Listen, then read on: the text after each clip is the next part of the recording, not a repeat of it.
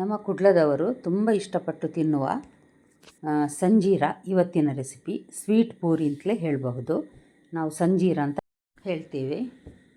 ಹೊರಗೆ ಕ್ರಿಸ್ಪಾಗಿ ಒಳಗೆ ಸಕ್ಕರೆ ತೆಂಗಿನ ತುರಿ ಹಾಕಿ ಮಾಡಿದಂತಹ ಸಿಹಿಯಾದ ತಿನಿಸು. ಇವತ್ತು ಸಂಜೆ ಟೀಗೆ ನಾನು ಮನೆಯಲ್ಲಿ ಮಾಡಿದೆ, ಹಾಗೆ ಅದನ್ನು ನಿಮಗೆ ಸಹ ತೋರಿಸ್ತಾ ಇದ್ದೇನೆ. ಸರಿ, ಹಾಗಾದರೆ ಹೇಗೆ ಮಾಡೋದೆಂದು ನೋಡುವ. 2 ಕಪ್ಪಿನಷ್ಟು ಮೈದಾ ತೆಗೆದುಕೊಂಡಿದ್ದೇನೆ. ಮೈದಾದಲ್ಲಿ ಮಾಡಿದ್ರೇ ಇದು ತುಂಬ ರುಚಿಯಾಗಿ ಬರುವುದು. ಅದಕ್ಕೋಸ್ಕರ 2 ಕಪ್ ಮೈದಾ, ಒಂದು ಅರ್ಧ ಟೀ ಸ್ಪೂನ್ನಷ್ಟು ಅರಸಿನ ಕಲರ್ ಬರಲಿ ಅಂತ, ಹಳದಿ ಬಣ್ಣ ಸ್ವಲ್ಪ ಬರಬೇಕು ನೋಡಿ, ಅದಕ್ಕೋಸ್ಕರ. ಇಲ್ಲಾಂದರೆ ಫುಡ್ ಕಲರ್ ಸಹ ಹಾಕಬಹುದು. ಒಂದು ಅರ್ಧ ಚಮಚದಷ್ಟು ಉಪ್ಪಿನ ಹುಡಿ. ಉಪ್ಪು ತುಂಬ ಹಾಕಲಿಕ್ಕಿಲ್ಲ, ಸ್ವಲ್ಪ ಅಷ್ಟೇ. 2 ಟೇಬಲ್ ಸ್ಪೂನ್ನಷ್ಟು ತೆಂಗಿನೆಣ್ಣೆ, 4 ಟೀ ಸ್ಪೂನ್ನಷ್ಟು ರವೆ. ಸ್ವಲ್ಪ ಕ್ರಿಸ್ಪಾಗಿ ಉಳಿತದೆ ರವೆ ಹಾಕಿದರೆ ತುಂಬ ಹೊತ್ತು, ಅದಕ್ಕೋಸ್ಕರ. ಅಂದರೆ ಮರುದಿನ ಸಹ ಇದನ್ನು ಇಟ್ಟು 1-2 ದಿನ ತಿನ್ನಬಹುದು, ಏನು ತೊಂದರೆ ಇಲ್ಲ. ನೋಡಿ, ಈ ರೀತಿ ಒಂದು ಸಲ ಚೆನ್ನಾಗಿ ಮಿಕ್ಸ್ ಮಾಡಬೇಕು. ಇದನ್ನು ಚೆನ್ನಾಗಿ ಮಿಕ್ಸ್ ಮಾಡಿದ ನಂತರ ಇದಕ್ಕೆ ಎಷ್ಟು ನೀರು ಬೇಕು ಅಂದರೆ ಒಂದು ಸಾಧಾರಣ ಅರ್ಧ ಲೋಟದಷ್ಟು ಬೇಕಾಗ್ತದೆ. ನೋಡಿ ಹಾಕಿ ಅಂಟು ಮಾಡಬೇಕು. ಚಪಾತಿ ಅಂಟು ಮಾಡ್ತೇವೆ ನೋಡಿ, ಅದೇ ರೀತಿ ಅಂಟು ಮಾಡಬೇಕು. ಆದರೆ ಸ್ವಲ್ಪ ಗಟ್ಟಿ ಇಡಬೇಕಾಗ್ತದೆ. ಸ್ವಲ್ಪ ತೆಳುವಾದರೆ ಸಹ ಎಣ್ಣೆ ತುಂಬ ಎಳ್ಕೊಳ್ತದೆ ಪೂರಿ, ಅದಕ್ಕೋಸ್ಕರ. ನೋಡಿ, ನಾನು ಈ ರೀತಿ ಗಟ್ಟಿಯಾದ ಮುದ್ದೆ ರೆಡಿ ಮಾಡಿದ್ದೇನೆ ನೋಡಿ. ಚಪಾತಿ ಹಿಟ್ಟು ಮಾಡ್ತೇವೆ ನೋಡಿ, ಅದೇ ರೀತಿ. ಚಪಾತಿಗೆ ಸ್ವಲ್ಪ ಸಾಫ್ಟ್ ಇರ್ತದೆ, ಇದು ಸ್ವಲ್ಪ ಪೂರಿಗೆ ಮಾಡುವ ಹಾಗೆ ಸ್ವಲ್ಪ ಗಟ್ಟಿ ಬೇಕು. ಇದರ ಮೇಲೆ ಈಗ ಸ್ವಲ್ಪ ಎಣ್ಣೆ ಹಾಕ್ತೇನೆ, ಒಂದು ಅರ್ಧ ಟೀ ಸ್ಪೂನ್ನಷ್ಟು ಎಣ್ಣೆ, ತೆಂಗಿನ ಎಣ್ಣೆ ಹಾಕಿ ಇದನ್ನು ಮುಚ್ಚಿ ಪಕ್ಕದಲ್ಲಿ ಇಡ್ತೇನೆ. ಅಷ್ಟೊತ್ತು ಪೂರಿಯ ಒಳಗೆ ಫಿಲ್ಲಿಂಗ್ ಬೇಕು ನೋಡಿ, ಅದಕ್ಕೋಸ್ಕರ ಏನೇನು ಸಾಮಾನು ಬೇಕೆಂದು ನೋಡುವ. ಒಂದು ಅರ್ಧ ಕಪ್ಪಿನಷ್ಟು ಬೊಂಬೈ ರವೆ.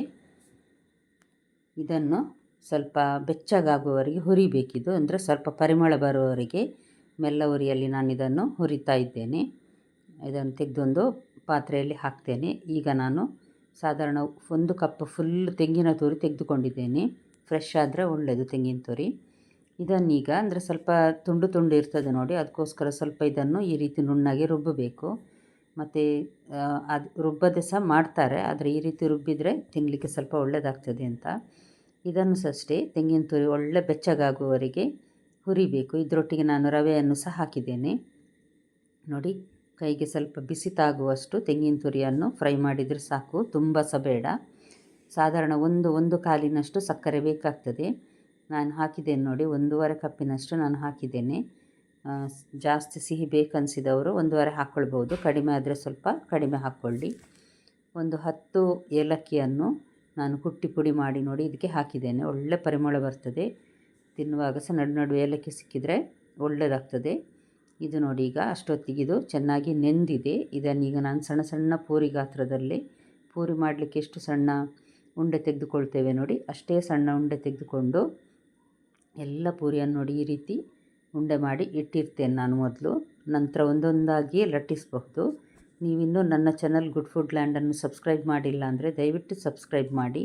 ಈ ರೆಸಿಪಿ ನಿಮಗೆ ಇಷ್ಟ ಆದರೆ ಲೈಕ್ ಬಟನನ್ನು ಪ್ರೆಸ್ ಮಾಡಿ, ಮತ್ತು ಫ್ಯಾಮಿಲಿ ಫ್ರೆಂಡ್ಸ್ಗೆ ಶೇರ್ ಮಾಡೋದನ್ನು ಖಂಡಿತ ಮರಿಬೇಡಿ. ಸಬ್ಸ್ಕ್ರೈಬ್ ಮಾಡಿದ ನಂತರ ಬೆಲ್ ಬಟನನ್ನು ಪ್ರೆಸ್ ಮಾಡಿದರೆ ನಾನು ಹಾಕುವ ನೆಕ್ಸ್ಟ್ ವಿಡಿಯೋ ನಿಮಗೆ ತಕ್ಷಣ ನೋಡಲಿಕ್ಕೆ ಸಿಗ್ತದೆ ನೋಡಿ. ಈಗ ನಾನು ಇದನ್ನು ಒಂದು ಅರ್ಧ ಪೂರಿ ಗಾತ್ರದಷ್ಟು ಲಟ್ಟಿಸಿ, ಸಾಧಾರಣ 1.5 ಚಮಚದಷ್ಟು ತೆಂಗಿನ ತುರಿ ಮತ್ತು ರವೆಯ ಸಕ್ಕರೆಯ ಫಿಲ್ಲಿಂಗನ್ನು ನೋಡಿ ಹಾಕಿ ಈ ರೀತಿ ಹೋಳಿಗೆ ಮಾಡುವ ರೀತಿ ಮುದ್ದೆ ಮಾಡಿ, ನಂತರ ಇದನ್ನು ತುಂಬ ತೆಳುಸಲ್ಲ ತುಂಬ ದಪ್ಪಸಲ್ಲ ಆ ರೀತಿ ಲಟ್ಟಿಸಬೇಕು.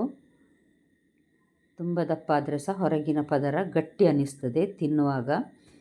ತೆಳುವಾದರೆ ಸ್ವಲ್ಪ ಒಳ್ಳೆಯದಾಗ್ತದೆ, ಆದರೆ ತೀರಾ ತೆಳು ಸಹ ಮಾಡಬಾರ್ದು ನೋಡಿ.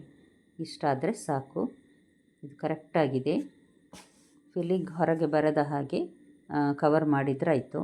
ಅದಕ್ಕೋಸ್ಕರ ಸೈಡಲ್ಲಿ ಸ್ವಲ್ಪ 2 ಅಂಗೈಯಿಂದ ಪ್ರೆಸ್ ಮಾಡಿದರೆ ಫಿಲ್ಲಿಂಗ್ ಹೊರಗೆ ಬರುವುದಿಲ್ಲ ನೋಡಿ. ಈ ರೀತಿ 1.5 ಚಮಚ ಹಾಕಿ ನಾನು ಚೆನ್ನಾಗಿ ಕವರ್ ಮಾಡ್ತೇನೆ ನೋಡಿ. ಇದೇ ರೀತಿ ಕವರ್ ಮಾಡಿದರೆ ಆಯಿತು.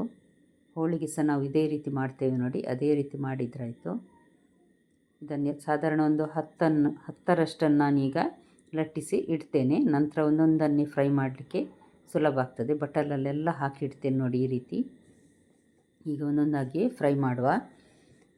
ಯಾವುದೇ ಎಣ್ಣೆ ಬಳಸ್ಬೋದು, ತೆಂಗಿನ ಎಣ್ಣೆ ಆದರೆ ತುಂಬ ಒಳ್ಳೆಯದು, ಪರಿಮಳ ಸಹ ನಾನು ಒಂದು ಸಲ ಎಣ್ಣೆಯನ್ನು ಬಿಸಿ ಆಗಲಿಕ್ಕೆ ಇಟ್ಟಿದ್ದೇನೆ. ಚೆನ್ನಾಗಿ ಬಿಸಿಯಾದ ನಂತರ ಲೋ ಟು ಮೀಡಿಯಮ್ ಹೀಟಲ್ಲಿ ಇದನ್ನೀಗ ಫ್ರೈ ಮಾಡಬೇಕು. ಸ್ವಲ್ಪ ಮೇಲ್ಗಡೆ ಈ ರೀತಿ ಎಣ್ಣೆ ಹಾಕಿ ನಂತರ ತಿರುಗಿ ಹಾಕಿಸಿ ಎರಡೂ ಕಡೆ ಬೇಯಿಸಬೇಕು.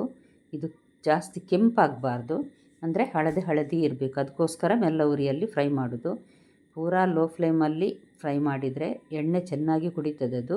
ಅದಕ್ಕೋಸ್ಕರ ನಾನು ಸ್ವಲ್ಪ ಲೋ ಟು ಮೀಡಿಯಮ್ ಹೀಟಲ್ಲಿ ಇಟ್ಟಿದ್ದೇನೆ.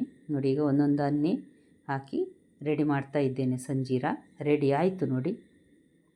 ರುಚಿಯಾದ ಮನೆಯಲ್ಲೇ ಮಾಡಿ ತಿನ್ನಬಹುದಾದಂತಹ ಸುಲಭ ವಿಧಾನದಲ್ಲಿ ತೋರಿಸಿದ ಸಂಜೀರ ರೆಡಿ ಆಯಿತು.